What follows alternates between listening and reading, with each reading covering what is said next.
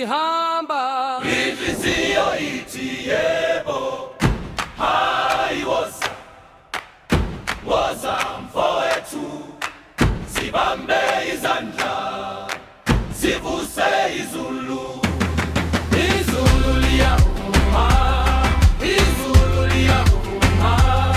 siyaphila namuhla siyaphila namuhla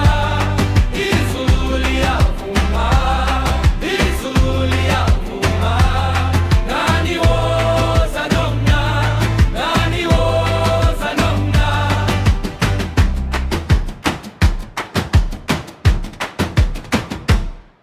emfuleni ngiyageza ngishiya uthuli phansi